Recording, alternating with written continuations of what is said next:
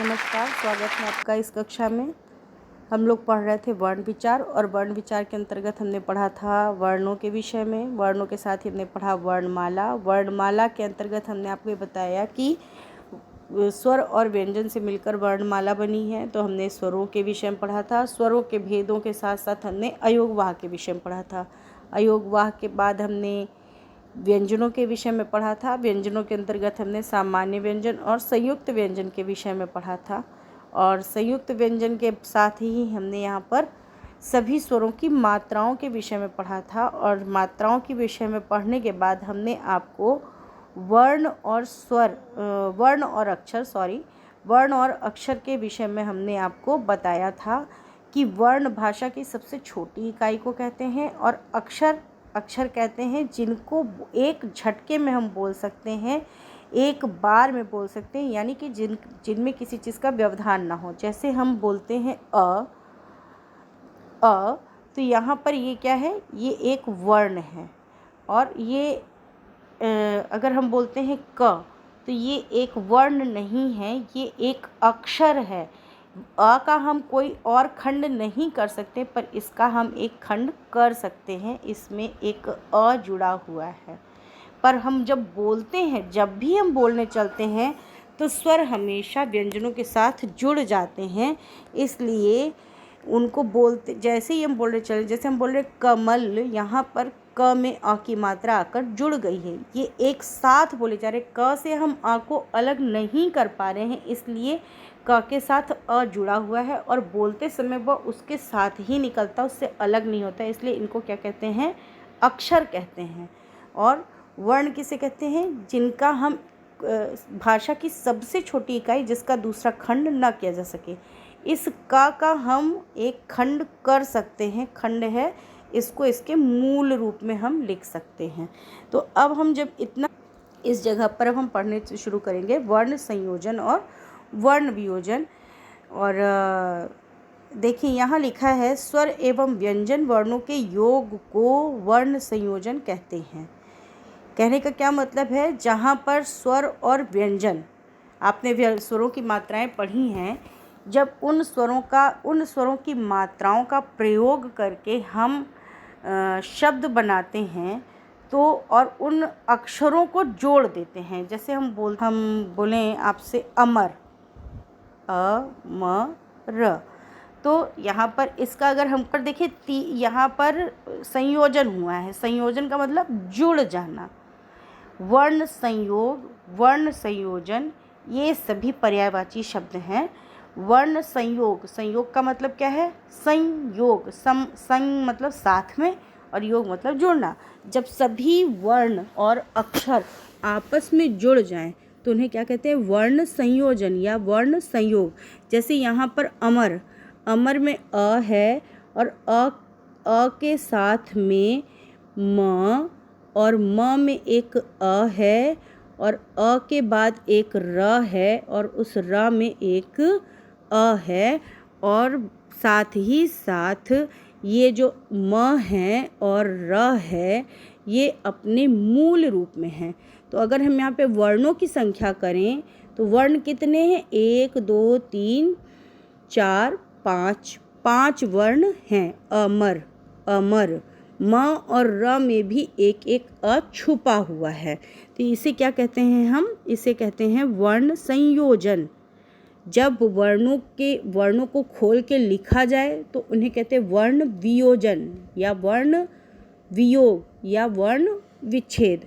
और जब वर्णों को जोड़कर लिखा जाए, तो उनको कहते हैं वर्ण संयोजन। देखिए यहाँ लिखा है, स्वर एवं व्यंजन वर्णों के योग को ही वर्ण संयोजन कहते हैं। इसके द्वारा ही शब्दों का निर्माण होता है। इसके द्वारा ही शब्दों का निर्माण होता है। जैसे देखिए यहाँ पे लिखा है क धन अ, क और क में अ मिल गया। देखिए यहाँ पे मुंह कैसे लिखा है, क जो है आपका हलंत लिखा हुआ है, और अ लिखा है। इन दोनों को मिला देते तो बन जाता है क। इसी तरह से प और प में ओ की मात्रा जोड़ दिया तो बन गया पो। और त में अह, त में अ है, ये क्या है, अयोगवाह। अ में एक अयोगवाह जुड़ा हुआ है, विसर्ग। तो त और अयोग व हमेशा स्वर के साथ प्रयोग होते हैं, इसीलिए देखिए इसको अगर आ जाता है जैसे तह लिखा है अंत में अगर आपके त आया है तो तह तह आ रहा है, तो ऐसा नहीं कि अ को अलग लिखेंगे और ऐसा करेंगे, ऐसा ये गलत हो जाएगा, ऐसा ये गलत है। इस विसर्ग, क्योंकि विसर्ग हमेशा स्वर के साथ ही प्रयोग होते हैं, इसलिए ऐसा कर दिया जाएगा। तो ये क्या हो गया आपका, तो आपने यहाँ पर देखा कि क और अ में जुड़ करके हो गया क, प और ओ मिल करके हो गया पो, त और अह मिल करके हो गया त। क्या तीनों को क, पो और त को जोड़ देते हैं तो बन जाता कपोतः। इसी तरह से अगर आप लिख रहे हैं पिकह, तो प में ई की मात्रा जुड़ के हो गया पी, क में हो गया क में अह जुड़ गया तो आपका बन गया पिकह। इसी तरह से पुष्पम और श के बाद देखिए कोई भी स्वर नहीं आया है, इसके बाद प आ रहा है, इसीलिए श के बाद प और प के बाद फिर अ और अ के बाद म में देखिए हलंत पीछे लगा हुआ है, हलंत यानी ये अक्षर आधा है, इसीलिए इसमें आगे हमने स्वर को नहीं जोड़ा है। इसी तरह से देखिए अगर आपको लिखना है कक्षा, क्या लिखना है कक्षा, और इसका अगर हमको वर्ण विच्छेद करना है तो कैसे करेंगे, क और अ और श कैसे बना है, श कैसे बना, हमने पढ़ा था ना कि ये संयुक्त व्यंजन है, ये आधा क बनाते हैं, आधा श बनाते हैं और इसमें आ की मात्रा जोड़ेंगे और इन सबको अब जोड़ दें, ये दोनों मिलकर बन गया क और ये दोनों मिलकर ये क और श मिलकर के बन गया क्ष और इसमें ये आ की मात्रा जोड़ देंगे कक्षा। तो कैसे बनाइए कक्षा। इसका क्या मतलब है कि वर्णों को तोड़ के लिख देंगे तो हो जाएगा वर्ण वियोजन, वर्ण विन्यास या वर्ण विच्छेद। तो आपको इससे ये समझ में आ गया कि जहाँ पर वर्णों को हम जोड़कर लिख देंगे वहाँ पर क्या हो जाएगा वर्ण संयोजन, और जहाँ पर हम वर्णों को तोड़ के लिख देंगे उसे क्या कहेंगे वर्ण। यहाँ लिखा है जैसे बालह, अब आपको ये ऐसा शब्द दे दिया है, इसको तोड़ने के लिए कहें, जैसे हम आपको बोले कोई नया शब्द बोलते हैं, जैसे हमने आपको बोला विज्ञान, हमने आपको बोला विज्ञान, अब यहाँ पे आपको इसका विच्छेद करना है। विच्छेद करने का क्या मतलब है, अलग अलग कर देना। देखिए ये प्रश्न आपसे परीक्षा में कई तरह से पूछा जा सकता है, जैसे आपसे कहा जाता है वर्णों का वियोजन कीजिए या वर्ण विन्यास कीजिए या वर्ण विच्छेद कीजिए या वर्ण वियोग कीजिए, क्या क्या वियोग, वर्ण वियोग कीजिए, वर्ण विच्छेद कीजिए, वर्ण वियोजन कीजिए, वर्ण विन्यास कीजिए। कहने का सबका मतलब एक ही है कि आपको अक्षरों को तोड़ तोड़ के लिख देना है, अक्षरों को तोड़ तोड़ के लिख देना है, यानी अक्षरों को वर्णों के फॉर्म में लिख देना। अब आपको विज्ञान शब्द को करना है तो कैसे करिएगा, वह है, वह में ई की मात्रा है, छोटी ई की मात्रा है, फिर ज्ञ है, ज्ञ दो अक्षरों से मिलकर बना है, किससे किससे मिला है, ज और इया, ये आपका हो जाएगा यहाँ पर आ और फिर न और फिर अ, और इन सबको अब आप जोड़ देंगे तो बन जाएगा विज्ञान। अच्छा एक चीज़ और समझ लीजिए कि यहाँ पे अगर हमसे कहा जाए कि कितने वर्ण हैं, तो वर्ण आप गिन लीजिए कितने हैं, 1 2 3 4 5 6 7, 7 वो हैं, और अक्षर कितने हैं, 1 2 3, 3 अक्षर हैं इसमें, और वर्ण कितने हैं, 1 2 3 4 5 6 7, 7 वर्ण हैं, और अक्षर कितने हैं, 3 हैं। कौन कौन से हैं, 3 हैं, व ज्ञ और न, तो 3 अक्षर हैं। और यहाँ पर आप ये हम समझते हैं कि आपको बहुत अच्छे से चीज़ समझ में आ गई होगी कि जब वर्णों को हम तोड़ देते हैं तो वर्ण वियोजन हो जाता है और वर्णों को जोड़ देते हैं तो वर्ण संयोग हो जाता है। अब आपको ये समझना बाकी है कि आपसे परीक्षा में प्रश्न कैसे पूछा जाएगा। परीक्षा में आपसे प्रश्न दो तरह से पूछा जाता है। आपको अक्षर तोड़ के दे दिया जाएगा, यानी कि आपको शब्द इस तरह से लिख के दे दिया जाएगा, ऐसा लिख कर दे दिया जाएगा और आपसे कहा जाएगा कि आप जो है इनको जोड़ के लिख दीजिए। आपको ये इतना परीक्षा में दे दिया जाएगा और कहा जाएगा जोड़ कर लिखिए। तो आप इनको जोड़ सकते हैं। क में आ जोड़ेंगे तो क बन जाएगा, प में ओ जोड़ेंगे तो पो बन जाएगा और त में आ जोड़ेंगे तो तह बन जाएगा। इन सबको आप जोड़ करके कपोतः शब्द बना देंगे। ये आपसे उल्टा करके पूछा जा सकता है। कपोतः शब्द दे दिया गया और आपको बोला जाएगा कि इसको वर्ण वियोजन कर दीजिए, वर्ण वियोग कर दीजिए, वर्ण विच्छेद कर दीजिए या वर्ण विग्रह कर दीजिए। सभी का मतलब एक ही होता है। कभी कभी बच्चों को प्रश्न के उत्तर आते रहते हैं पर वो प्रश्न नहीं समझ पाते हैं। इसलिए हमको सबसे ज़्यादा ज़रूरी क्या है कि हम ये जानें कि किन किन तरह से प्रश्नों को पूछा जा सकता है। जब आपको शब्द को तोड़ करके लिख दिया गया है तो आपसे पूछा जाएगा वर्ण विन्यास कीजिए, वर्ण विच्छेद कीजिए, वर्ण विग्रह कीजिए, वर्ण वियोजन कीजिए। सारे प्रश्नों का उत्तर एक ही होगा, चाहे जो भी हम लिखते हैं। और अगर आपको पूरा शब्द लिख के दे दिया गया है, जैसे यहाँ पर देखिए आपको यहाँ से हमने आपको नदी शब्द दे दिया लिखने के लिए। नदी शब्द हमने दिया है आपको लिखने के लिए, तो आपको क्या लिखना होगा। न लिखना है, न में एक अ की मात्रा जुड़ी हुई है, फिर द है, द के बाद एक बड़ी ई की मात्रा है। ये आपको एग्ज़ाम की कॉपी पे लिख देना है। तो हम आपसे उम्मीद करते हैं कि आपको ये पाठ बहुत अच्छे से समझ में आ गया होगा।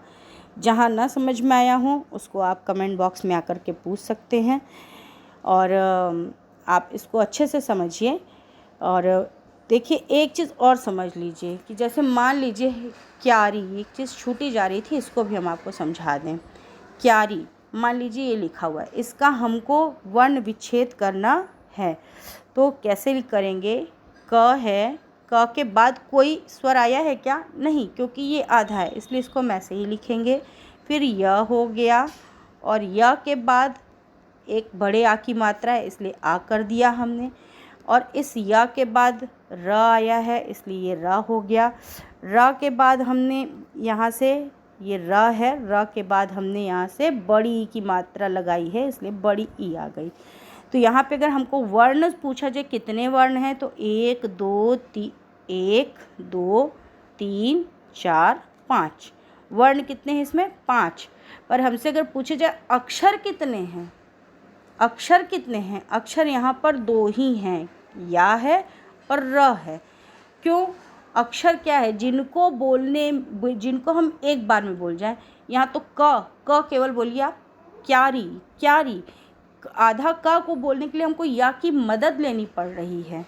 क को हम बोलते हैं जब तो उसमें एक अ की मात्रा आती है, पर यहाँ तो क के साथ अ है ही नहीं, इसलिए ये 2 ही अक्षर होंगे।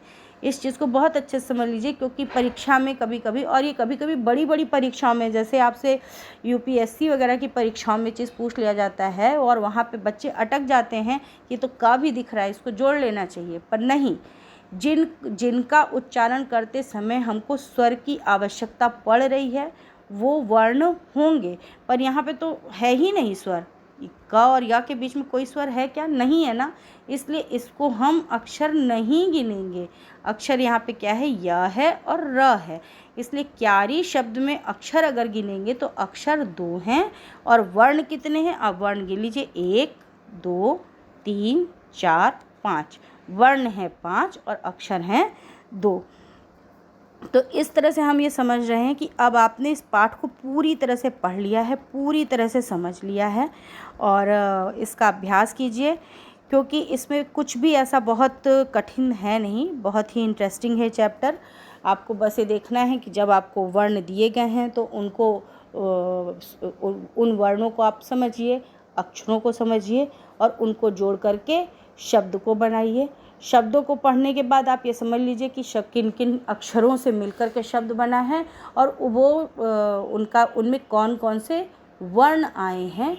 और जब आपको कहा जा रहा है संयोजन कर दीजिए तो आप वर्णों को जोड़ डालिए, और जब आपको कहा जा रहा है वियोजन कर दीजिए तो वर्णों को आप तोड़कर अलग कर दीजिए। मात्रा जो मात्राएं आई हैं उनको उनके मूल रूप में लिख दीजिए, यानी कि जिस रूप में हमने स्वर और व्यंजन पढ़े हैं उस रूप में। और हम ये समझते हैं कि आपको ये प्रश्न हैं और इन प्रश्नों को आप अच्छे से अपने आप से अब कीजिए।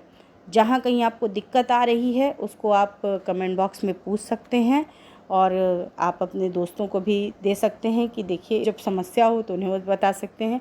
और आपकी मदद के लिए वैसे तो ये यहाँ आंसर लिखे हुए हैं, पर हम चाहते हैं कि आपको हम एक अलग से होमवर्क दे दें। जैसे आप अपने घर के सभी सदस्यों का, परिवार के लोगों का नाम लिखिए और उनके नामों का वर्ण विच्छेद कीजिए और अपने सभी विषयों के नाम लिखिए, विषयों का वर्ण वियोजन कीजिए और उनको जोड़ करके पूरे विषय का नाम बनाइए और उसको मुझे कमेंट बॉक्स में लिखकर भेजिए ताकि मुझे लगे कि आपने इस चैप्टर को पढ़ा और आपको समझ में आया। तो फिर मिलते हैं जल्दी ही अपने